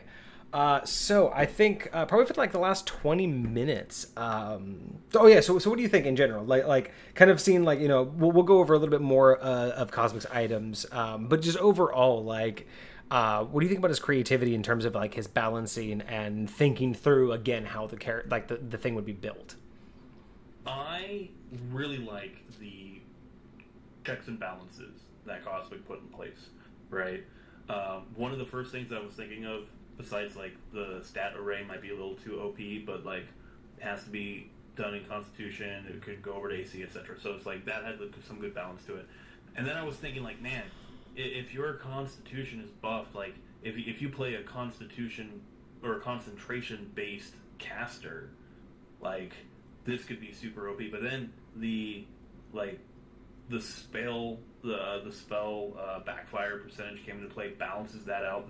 So that's a natural disincentive for casters to have this sub race and be like super OP. I mean, Or imagine if a you're gonna do it, barbarian. you take on all this other baggage, right? Like, it's like, yeah, you get some good perks, but you also get some like negs to come with it. So the way that it balances out together, it seems pretty awesome. I like it. Personally, I don't have currently this like top race in my campaigns, the Aarakocra. Yeah. Because they're lore locked. I run a sandbox campaign, and I've gone through and like, well, you remember I put a lot of work into some documents, and I outlined every spell in the books and every feat in every class and race and subclass and subrace, etc., etc. And I went through and told how they might have been changed or altered from the books, what might be allowed and what might not be allowed, and all that has like a lore reason behind it. And that would all be something that needs to be gone over in like session 0, or even like prior to a session 0 when you're gathering people, right? Because stuff like that is really going to shape character or player choices on how they build their characters. But yeah, for me personally, I wouldn't run this race because it doesn't fit in my setting as my setting currently stands. Now, once one of my gaming groups finds that lore lock and unlocks it, then different story. But until that point, I personally wouldn't run this, but that's just because of the setting that I run my games in. Yeah. I think for especially a high magic level setting, this would be an excellent. I would totally allow this in a homebrew. If I was playing like a Faerun setting or anything like that, Sword Coast, etc., like I would totally run a sub race. Like, I would let a player. If a player came to me and had this write up and wanted to do this character, I would let them do it. Oh yeah. I love what a Cosmic Sent here too. The idea of using this as like a kamikaze. So if you're low on health, run in with like a fireball spell that you center on yourself, and then just kamikaze and then revive after you die from your own spell. Take out all the bad guys and then revive. I was also thinking like I call that the Kenny move. the Kenny move is also interesting too. Like if you take again the magic part out of it, imagine a barbarian. You know, max out Constitution, get that extra plus to AC, put that extra stat into Strength. You know, really buff out a barbarian. Imagine if the barbarian then, if you could ever get a like a dagger of fire damage, and just carry that on you at all times. So right when you're at like 1 HP, you're just like, screw it, pull that out, stab yourself, go down. 3 turns later, just to stand right back up over the enemy, and you just be like, oh hi, I'm back, full health, and now I'm raging again. Like that. There's so many interesting classes that you could put with this, because again, it's a race based, it's not class based. So yeah. Also, here's another thing too. As written in the write up, one exploit, right? If you so you would take let's say you can't be killed by fire damage. That's what it says, right? So if you're gonna, let's say you can't die. You will. I mean, you can take fire damage and you can die from the fire damage, but you cannot die as in you will not have saving throws. Fire death will result automatically in a revive 3 turns later. There are no saving throws. So depending on how you interpret this, the rules, the underlying mechanical rules, right? Mm-hmm. Let's say you have 20 max health, and you're about to take 50 fire damage. That would kill you outright as a character. You wouldn't even roll death saves. Correct. Right? Does that mean you don't take any damage and you just fucking like... No, you would still, in this particular case, you'd still go down. 3 rounds later, you'd revive, because again, you don't die from fire. You can't die, but you will go down to 0 HP for 3 turns, and then you will come back at full HP minus your proficiency bonus. So another way to think about this isn't necessarily that they don't die from, like, they do die from fire damage. They just don't stay dead. Yeah, the fire damage will... dying by fire will res you, will revive you in 3 turns. That's the only thing. There's no immunity. The other way around. If it was just like, no, fire can't kill you. If it'll be the death blow, you don't take any damage. That would be interesting. That would be very interesting. But yeah, you can die from fire damage, but fire damage will cause your resurrection, which is very interesting. Maybe it does work that way. To where if you were to take the fire damage that would just straight kill you, you wouldn't take it. But no one knows yet, because no one's dumb enough to try that. Or you could do something even more do something like legendary. Like if you ever take more than twice your total HP in fire damage all at once, you're just like completely immune. Like I don't know what it would have to be, That's but how what's his face was able to not backfire any spells. Is it because he took a massive explosion and just burnt away the backfire? the very first time it backfired was so immense that it just like he used all of his None of his backfires. backfire, right? He pissed off a mage that shot him with a fireball and ended up like fixing him. That's awesome. I like that. uh where are we? Oh wow. Wait, wow. That we got to an hour 45 with that. That's actually surprising. I did not know that we would actually get this far. I was kind of worried that the topic wouldn't take us very far. But that's good. That's good. I'm glad that we were able to cover all of that. So I'm really interested to hear your plans for Baldur's Gate this weekend and the Evil playthrough. I know I've already talked on to chat a little bit about like what we're gonna do. You know, obviously we're gonna lean into some exploits. We're gonna choose a lot of the Evil dialogue options, and then we have some ideas of things like, you know, if we can recruit an NPC, maybe we kill him and then revive him first. You know, just do things individually that are obviously the evil options, and only do the good options if we know they result in a boon, and then as soon as we get the boon, they're no longer of use to us, and then we can be as evil as we want. But other than that, I'm just curious, like, what do you have plans for your characters, your character build? I know maybe talk about a little bit about our race plan. I know we haven't nailed that down exactly, but maybe just talk about, like, what you had brought up in terms of what race we might be. And, yeah, just anything in general other than what I've just mentioned about what you kind of want from the playthrough or what you might expect us to get into. Yeah, so class-wise, I plan on playing a Swordlock, specifically a coffee Swordlock, as much as you can make one in Baldur's Gate. So explain that You to do have everybody. limited short rests, so can't be like pure coffee lock. But yeah, planning on focusing on Eldritch Blast, burning spell slots into sorcery points to quicken cast Eldritch Blast, and just use Repelling and Agonizing. And like I'm playing it right now, I've got a level 9 build with the Swordlock, and it's going like it's pretty good. The monk usually takes a lot of the damage. I rarely ever take any damage with this. You're able to stay in the back. You got some decent range, right? Depending on what warlock subclass you go with, you can get Devil Sight, to where you could still like seeing magical darkness and all this stuff. So it's like there's some good combos that could be done with that. So Explain that's what. the class breakdown that I'm planning on. So it's a sorcerer warlock. So first off, explain to us like what's the mindset behind a dual class, or you know, when you're multi-classing, why sorcerer warlock? Like in which one is going to be higher than the other? So like what's the idea behind that build? Okay.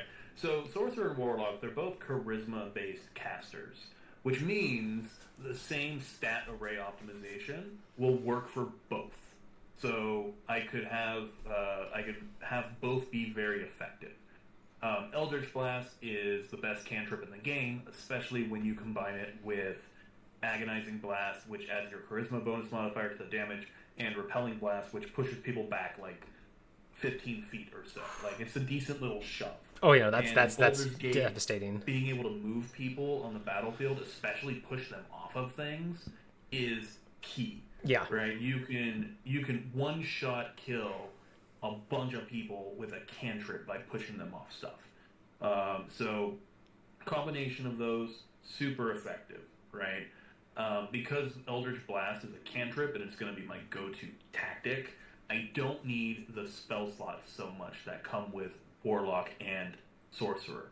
What I do and what I am going to focus on for the Sorcerer class is the spell points. So you can take a spell slot and you can convert it into an equal number of spell points based on the spell slot level. So you take a 3rd level spell slot, you turn it into 3 sorcery points. In order to quicken cast a spell as a bonus action, it costs 3 sorcery points. So I could use an action, cast Eldritch Blast, get a couple of beams, push back 2 enemies, quicken spell with some sorcery points, cast Eldritch Blast again, get another couple of beams, right?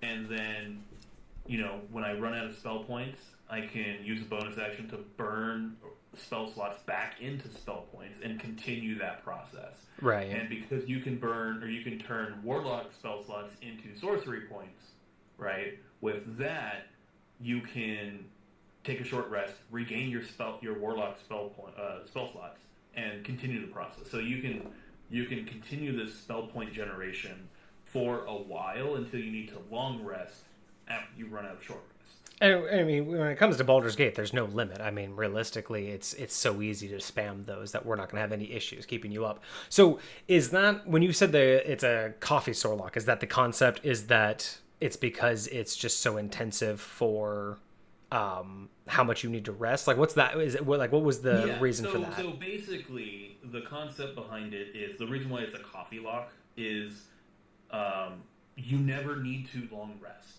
with on a tabletop setting, right? Oh, gotcha. As long as you have a short rest, it's reviving all of your stuff. You never technically need the long rest to revive. Gotcha. Exactly. So you're just essentially, one way to think about it is like you never take a long rest. You're just drinking coffee all the time and just keep going. Gotcha. Right? Gotcha. Okay, that's cool. Your cat wants out.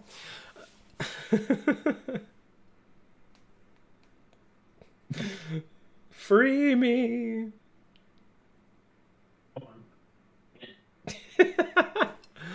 Interesting. Okay, so that's going to be your main character. Now, we haven't done the official test yet to see if we're going to have 4 completely unique characters or if we still have to take on the 2 normal NPCs.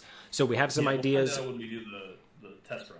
Yeah, and then we'll do the test run tomorrow, and then the plan is that if we can't have 4 completely custom characters, we will basically beeline it to Withers, grab him, and then we will use Withers to deconstruct and completely revamp the NPCs that we actually like. So that's kind of the goal there is if hopefully we can have all 4 because it would be so great to choose because we want all the same race. We kind of want to do like a cheese on some of the racial abilities. So if we can't, then we're just going to get stuck with our favorite NPCs. But if we can, we're just going to kick all the NPCs to the curb and just roll with our crew because that would also be really nice too because I'm really hoping that we can get some traits on our secondary characters that will help us with like merchants and stuff like that, have some traits in there that will make them really good at like selling and stuff. So Cosmic has a quick question. So how many ideas have you sent me so far? I gotta say at least with everything that you've sent me in terms of like items and homebrew that we've reviewed, I want to say around 7 or 8. Kage has the official list. But in terms of ideas in total, talking about like your main campaign, your goddess, the BBEG, you have 7 7 towers that's holding with the chains of corruption. I mean, and then the chains of corruption, each one of those are a thing. So in terms of how many things that you've brought to the table, probably like over 20 things that we've actually reviewed. I want to say it's around the 9 or 10 mark, but re-ask Kage on Monday. He has the official list, and I think he has the new items already that I did without him last week. So, Lolcypher, if we are able to get 2 fully developed characters, that's going to be your main character is this coffee lock. What would be a secondary character you would want to run if we get the chance? So, I really like my main character being a ranged character. When it comes to these type of CRPGs, I prefer ranged. It's just, I feel safer doing it that way, right? Mm-hmm. So to balance that, I want to have like an upfront, in-your-face melee tank. And for that, I'm thinking fighter-monk combo, multi-class. So focusing on unarmed strikes and using the Tavern Brawler feat. With that, I can get a lot of extra bonus to hit, extra damage, and extra attacks, and key strikes. So that one I've been on my main playthrough testing that out. It's also really fun to just like shove people and like pick up a guy and use him to beat another guy, right? Or throw him at someone else. Like, it's just a lot of fun to do with strength-based, and you can also jump pretty far with strength in this game, and that will actually, depending on if you, like, exploit it or not, if, like, the first move you do is a jump, you can actually jump further than you would have just been by, like, walking that distance, so you could expand the distance you can travel in a turn by just jumping. Yeah. Yeah, jumping is a very unique mechanic in Baldur's Gate. It's so OP. And then being able to have no roof, no ceilings, so you can just glitch pretty much anywhere you want to go as long as there's a surface. Like, it's ridiculous. Okay, so fascinating. Yeah, I want to go the same route with my initial character. I'm still playing around with exactly how I want to do the build, but I would like a ranged character because with Baldur's Gate, ranged is key, especially with the way that the AI does its combat with enemies and its encounters. Melee is just a very dangerous place to be in. So I would like my goal is to create a nice ranged character that either maybe like a ranger rogue to get the additional damage from constantly being getting sneak attack damage and just constantly being able to rack up more in damage with never being in anyone's sight. But at the same time, because I don't know if I want to do like a mage, that might be my secondary character. I like the AoE, I like the hard hitting mage. I mean, I don't necessarily like Gale as a character. Like, he's not my favorite, but I really do like his character build in the game, in terms of being the heavy hitter mage that I've made. So that might be my secondary. But I would either love a very, very hard hitting, sneaky ranger, or a ranger that can kind of do what you're doing, which is like basically spam attacks. I would love a ranger that could do 2 or 3 ranged attacks. I know that would be, I know it can be done. I know it's very hard to do early stage, and I know that we may not get that far in leveling, but yeah, I would really just, I want a more versatile ranged fighter that isn't just, oh, I shoot my bow and now I'm going to stay here until everyone else is done. I want something that's, going to be a little bit more versatile, or at least has multiple attacks or very, very strong attacks. And then the second person, yeah, if we get the secondary, I would love a heavy hitting mage. And it would be kind of actually interesting if we could min-max a mage melee fighter that could kind of go with your secondary and, kind of tag team people. Because I think what I have right now with Gale, which I think would be still really cool if I min-maxed into it, because I kind of just have it on the side. He's using a lance, and I really like it because it's the one where you can throw it and it will automatically come back to him. So I have a melee weapon that does ranged, but I never lose it. But what's really nice is I gave him Sentinel. So if I could get either a powerful wizard or even a barbarian with Sentinel to go tag team with you and your melee person, that's always a winning option, right? Like having someone be able to do those like extra counterattacks. Also, I'm still gonna have spell slots, and I'm still gonna pick spells on the sorcerer side, and I don't have to burn all the spell slots in the sorcery points. We can still use them to cast spells. So one thought is to have a bunch of the utility type, a couple AoEs, that type of thing, to fall back on for spell casting. And another thought too, if you want to do the barbarian type of thing, and like another melee character, is if you dip a level or 2 into wizard, you don't necessarily have to have a high intelligence if you pick utility spells. If you stick to that type of theme, right? Like Grease, there's no attack roll or spell roll for Grease. You just cast. That's so clutch. It's so clutch for so many reasons. I mean, it can be lit on fire. It's just difficult terrain. We also have to think of a healer too. There's definitely the fact that one of the reasons I like having a mage is if we're not going to run with a cleric or a paladin, and maybe that's it. Maybe my secondary character will be a paladin, heavy healer with like sentinel and the ability to roll in with melee. Maybe that's what I'll do. Maybe the secondary one will be, I can dedicate a paladin, that'll be our dedicated healer and secondary melee, and then both of our primary characters will be the ranged, and our secondary characters will basically be the shields. Also, pick up all the stuff when it comes to herbals and, make potions. Yeah. I haven't even gotten into any crafting or potion making in the game. It's the way the game presents it has just not been interesting to me. It's, because it's so video game mechanic. It's just I do go into the thing and like transfer all of my ingredients, but I don't want to sit there and learn all of the things I have to do through the game. So it just hasn't really been something I've gotten into, but I want to utilize all of that kind of all of that background stuff a little bit more, especially if we can exploit it a little bit. Especially if we can make alchemist fires or acid splashes and whatnot, then you collect those, put them in a bag, and you got yourself a backpack nuke, right? You throw that at the feet of the enemy, you hit it with a fireball, and then all the alchemist flasks go off at one time. And it's just a way to dump, 30, 40 D6 damage onto a group of people. Yeah. And that's kind of, I think, what I'm really hoping for is my current my current gameplay with like the nice stream, with the nice options and everything. The biggest issues that I'm running into with encounters is I don't have adequate healing, and I'm not putting out enough damage, either melee or ranged. Like, I have a good build, and it would be really fun to run this in a normal tabletop setting because of the character dynamics. But from the point of view of Baldur's Gate 3 and its encounter mechanics, it's not well balanced, and I'm not even min-maxed. It's just not quite suitable for what the game throws at me.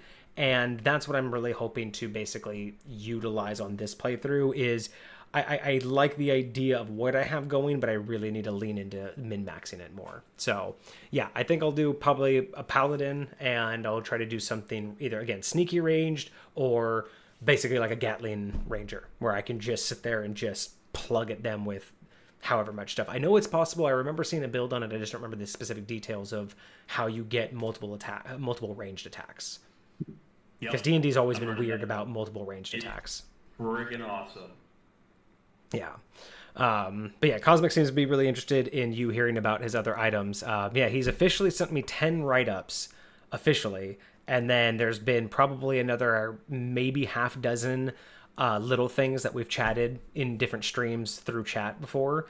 But yeah, he has quite a bit. So we'll try to at least kind of like what we did with the Phoenix folk, maybe just run through those a little bit on Monday. Get you to kind of give some insights and kind of get to see what we've done so far. But yeah, what are you, before we end up here, what are you most looking forward to in the Evil playthrough? Because you've played, I think, Baldur's Gate a few more hours than I have. I think you've gotten a little bit further in the storyline, and you've actually, I've clocked at least twice as many hours on Steam as you have in the game. Yeah, easy. And because I only play on stream, and you've also changed it up. You've actually changed up your classes, where I'm still giving it the actual like D&D try, where I'm still rolling through with my initial choices. So, from your extra experience of what I have, because for me, I'm hoping to just, what I want to get out of it, my biggest drive for this is to really, really see how much of a different gaming experience it is, right? I'm really still wanting to test out how personalized is this game. And again, is it just going to be that I'm recognizing the differences only in the cutscenes and the dialogue options, or does the gameplay actually feel different? That's kind of like my biggest draw to it. But I'm just curious, because you've gone through it in a couple different ways. Do you have anything specific that you're looking forward to, or that you're trying to get out of this particular gameplay? I'm looking forward to recruiting Minthara. That's going to be pretty nice. That's the drow that's in the goblin with the goblins, right? Yep, that's the drow mommy with the goblins. So, looking forward to recruiting her. I kind of want her to be my melee tank. I think that would be excellent. I think she's by default a dual wielder, but also drow gets some really cool racial benefits, and I'm kind of that might be one of the races that we discuss when we do a dry run. Mm-hmm. But yeah, I'm really looking forward to doing that. I'm looking forward to seeing the various quest options change. Yes. So depending on who you keep alive and what your relationship status is with various NPCs will determine what quest options you have available in later acts. You bring up a good point, because one thing that I was actually really interested in, because you and I discussed off stream, basically the reason why I want to beeline to Withers is so we can strip down any NPCs and rebuild based on the gameplay that we want to do, if we can't have 4 fully customized characters. So one thing I'm really curious about too is, say, for I can't remember anything specific right off the top of my head, but I don't remember if any of the NPCs that we've talked to so far have ever alluded to their actual given class. Like, we know Shadowheart is a follower of Shar, and she's a cleric, but I don't know if she's ever officially, I can't remember if she's specifically said things like cleric or just a follower. And same thing with Gale. I don't remember if he's ever specifically identified himself as a wizard. Because what I'm curious about is, if we do use Withers and we change, Shadowheart into a wizard or a rogue or a druid, did they plan for that So is their storylines generic enough to be any of the classes and still follow a generalized story? Or if we actually fully strip them of that, does that also represent in the dialogue? I don't think so. I don't think they would go that far because you know how many different options there would have to be for every NPC. Like, I don't think they've gone that far, but it would be curious to see if their things change based on the type of class they are. That's fair. I mean, there is supposed to be 10,000 different endings to this game, And depending on player choice. And to me, I'm really curious about what that means because, like, your definition of what an ending means is, you know, does that just mean that the dialogue that you get at the very end is different, or does it just mean that you can end with Shadowheart alive, not alive, on your team, not on your team? You know what I mean? Like, it's like, what are the identifiers of an ending? Like, what makes an ending different? Is it just the fact that at the end of the cutscene you have different NPCs? Because I could say that there's 12 different, you know, endings just by the order that they're standing in, right? And I don't think that's what we're talking about. I don't want to automatically be like, oh yeah, they're just talking shit. But it's like, when someone makes that claim, what does that mean? There can be that many endings, right? Because if you just mean, well, you could end the game at level 20 or level 19, that's two different endings. It's like, that's not two different endings, though. That's just getting to the ending sooner. But again, I digress. That's why I'm really looking forward to this, because I feel like I've gotten a tangible understanding of the game and the storyline and the interactions that I really want to be surprised. I want to be pleasantly surprised about how different the game feels, kind of like what you were saying, like the quest options and things like that. I'm also really curious to run into the same quests that I've done before and see if they play out different or if they're offered differently, like you were saying. Like, you know, are they even there, let alone do they operate the same way based on what we've chosen, you know? So that'll be really cool too. So we were talking. I'm definitely looking forward to it. We're talking about potentially selecting if we can do all four characters, or at least our two main characters, the same race. So what was the primary one that we were looking at? Because I've been looking at a couple others. So there's a couple of good contenders. From a pure min-max standpoint, Githyanki are really hard to pass up. They are. Because you get Mage Hand, you get Jump, and you get Misty Step. And in this game, those are three Misty Step is so clutch. Powerful things, right? Misty Step, I think, and Jump. Entire boss battles with Mage Hand. Really? Oh, because you can either manipulate whatever you need to manipulate or set things up. Like, so for instance, a little bit of spoileriness, but there's this book of High Necromancy that you can find. Oh yeah, I have it. I'm trying to find the unlock for it. Yeah, so in order to get that gem, to unlock that book, you have to go into this Spider Queen's den. Oh, right? I'm on my way there now, yeah. There's this big old boss battle with the Spider Queen.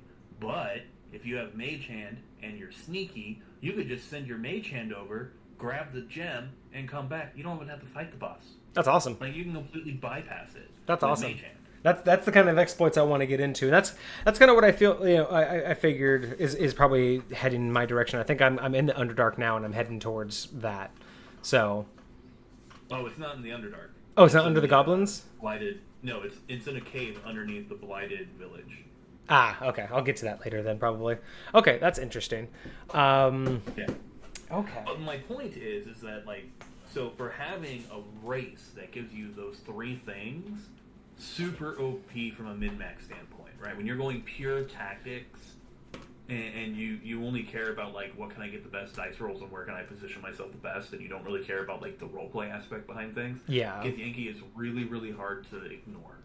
That's fair. Besides them, halflings. Having the natural lucky feat, or racial feature to where you just re-roll ones, so that never crit failing. Fail percentage from a 5% to a 1 in 400 chance. Because you have to crit fail twice. I don't even know what the percentage of that is, right? Because you can only do it once, right? You can only re-roll one once.